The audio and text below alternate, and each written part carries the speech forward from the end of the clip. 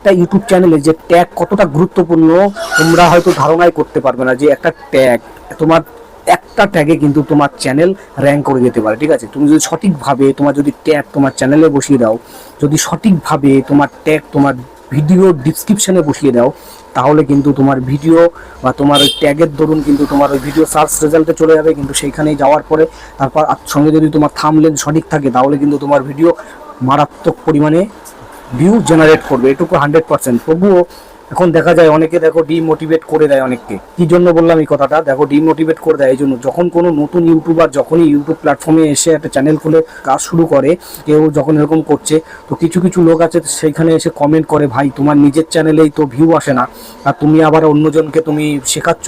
আরে ভাই, সে তো নতুন চ্যানেল খুলেছে, কথাটা বুঝতে ভালো করে, সে তো নতুন চ্যানেল খুলেছে, তাকে তো লোক বেশি চেনে না, বা আমাকেও এখনো লোক বেশি চেনে না, তাই না?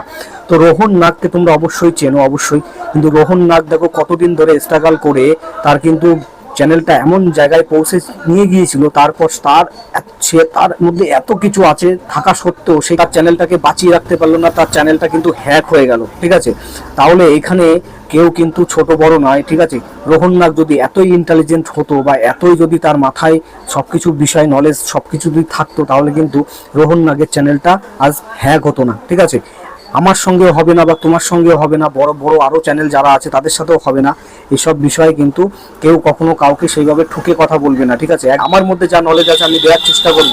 তার সঙ্গে সঙ্গে আরেকটা কথা বলে দেবো, আমি আজকে এই ভিডিওর মধ্যে এও বলছি যে কেউ কখনো যদি কোনো ডিমোটিভেট টাইপের কোনো ধরনের কোনো কমেন্ট করে, তাহলে সেসব কমেন্টকে সঙ্গে সঙ্গে রিমুভ করে মাথার থেকে ঝেড়ে ফেলে দাও। যে নতুন কন্টেন্ট ক্রিয়েটার যারা আছো, তারা মনোযোগ সহকারে কাজ করো, অবশ্যই দেখবে এখান থেকে সাকসেস 100% মিলবেই। কিন্তু সঠিক কন্টেন্ট তোমাকে আপলোড করতে থাকতে হবে কন্টিনিউ। ঠিক আছে, তোমার চ্যানেলে সঠিকভাবে ট্যাগ বসিয়ে এবং তোমার ভিডিওতেও সঠিকভাবে ট্যাগ বসিয়ে কিভাবে তুমি একটা সুন্দর তোমার চ্যানেলটাকে প্রফেশনালভাবে এগিয়ে নিয়ে যেতে পারবে, তো সেই বিষয়ে আমি আজকে বলবো। ঠিক আছে, কীভাবে একের সাথে একে কানেক্ট করে তোমার চ্যানেল এবং তোমার যে চ্যানেলের ভিডিও সেইগুলোকে তুমি একের সাথে একে কানেক্ট করার পরে যদি তোমার ভিডিও একটা দেখে, দেখা যাবে তাকে আরও 2, 4, 5টা তোমার ভিডিও রেকমেন্ড করবে ইউটিউব নিজের থেকেই। তো সেই বিষয়টাই আমি আজকে এই ভিডিওর মধ্যে দেখিয়ে দেবো, যেগুলো তোমাকে সঠিকভাবে ট্যাগ ইউজ করতে হবে। তোমার 2, 10টা ভিডিও যদি থাকে চ্যানেলে, সেইগুলো তাকে রেকমেন্ড করবে, এবং রেকমেন্ড করলে তোমার যদি সেই ভিডিও তারা ওয়াচ করে, তাহলে তোমার চ্যানেলটা বুঝতেই পারছো কিভাবে গ্রো হয়ে যাবে তাড়াতাড়ি। তো চলো মোবাইল স্ক্রিনে গিয়ে দেখাই কিভাবে এই কাজটা সম্পূর্ণ করতে হয়। তো চলে আসলাম মোবাইল স্ক্রিনে। এবার এইখানে আমি ব্রাউজারের মধ্যে চলে গেলাম, আমি যাই ওয়াইটি স্টুডিওর মধ্যে। এইখানে তুমি প্রথমে চলে যাবে তোমার যে নিচে সেটিংস বলে অপশানটা রয়েছে, আমি সেই সেটিংসের মধ্যে চলে আসবে।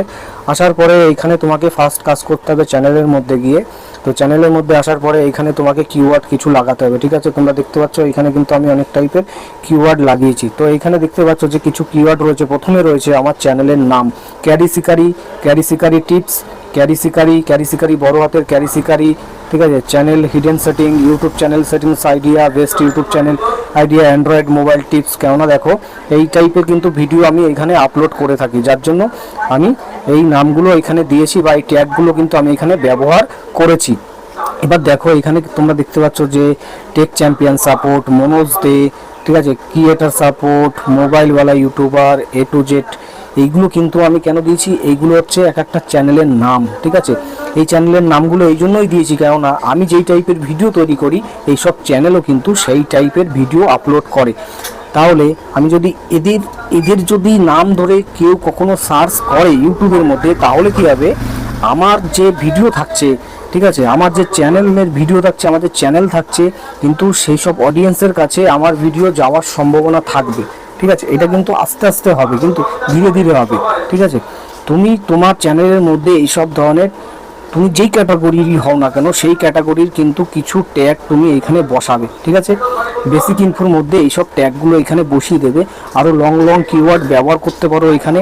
তুমি তোমার যেই টাইপের ভিডিও আপলোড করছো সেই টাইপের লম্বা কিওয়ার্ড কিন্তু এখানে ব্যবহার করতে পারো। ঠিক আছে, যেমন ধরো ইউটিউবে কিভাবে ভিউজ বাড়ানো যায়, এই যে শব্দটা, এই শব্দটাও কিন্তু এখানে তোমরা ব্যবহার করতে পারো। এখানে ব্যবহার করার সঙ্গে সঙ্গে আমি দেখাচ্ছি তোমরা কিভাবে কাজ করবে।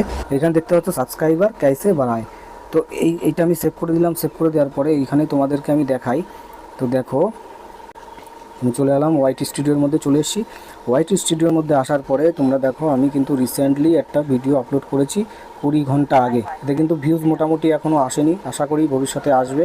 তো দেখা যাক, এখনও সিটিআর, ইমপ্রেশন, গড় এভারেজ, মানে ভিউ ডিউরেশন সম্পূর্ণ সব কিছুই ঠিক চলছে আপাতত, কোনো অসুবিধা নেই। আশা করি ভিডিওটা র্যাঙ্ক করে যাবে। তো ভিডিও দেখো রাতারাতি র্যাঙ্ক হয় না, ঠিক আছে, একটু টাইম লাগতে পারে, ঠিক আছে, যে এখনই র্যাঙ্ক হবে এমনও না, পরে গিয়েও কিন্তু র্যাঙ্ক হতে পারে, ঠিক আছে, হতে পারে কি হয় এটা, ঠিক আছে, তার জন্য অবশ্যই ধৈর্য রাখতে হবে। তো এখানে দেখো যে যেমন আমি এখানে লিখেছিলাম সাবস্ক্রাইবার ক্যাইসে বাড়ায়, তো এখানে আমি সেরকমভাবেই দেখো এখানে আমার অনেকটা টাইটেল সেই টাইপের আছে যে সাবস্ক্রাইবার বাড়ায় 100%, how to increase subscribers on YouTube channel. দেখো এই যে সাবস্ক্রাইবার, তারপর ওইখানে আমার ট্যাগে ওইখানে বসানো আছে সাবস্ক্রাইবার ক্যাইসে বাড়ায়, তো এইখানে বাড়ায় আমার আছে।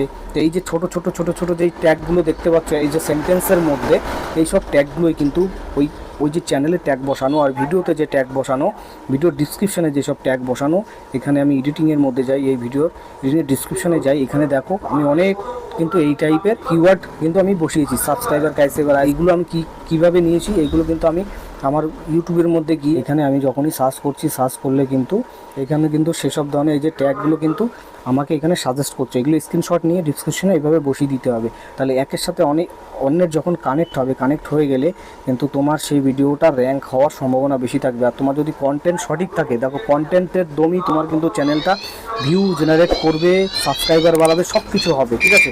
তোমার যদি কন্টেন্টের দম না থাকে, তুমি যত বড়ই টাইটেল ট্যাগ ডিসক্রিপশন যাই দাও না কেন, তাহলে কিন্তু তোমার ভিডিও ভাইরাল হবে না। হতে পারে ক্লিক করবে, টাইটেল দেখবে, থাম্বনেল দেখবে, সব কিছু দেখে হয়তো তোমার ভিডিওতে ক্লিক করবে। ক্লিক করে যখনই দেখবে যে তোমার ভিডিওর মধ্যে সেরকম কোনো দম নেই, কোনো কিছু শেখাচ্ছ না, তুমি ভালো করে বলতে পারছো না, এইসব ধরনের যখনই ব্যাপার ঘটবে না, তখন কিন্তু তোমার ভিডিওটা আর বেশি সময় ধরে ওয়াচ করবে না। ওয়াচ না করলে তোমার ভিডিওর কিন্তু ইমপ্রেশন ধীরে ধীরে ডাউন হয়ে যাবে, ঠিক আছে।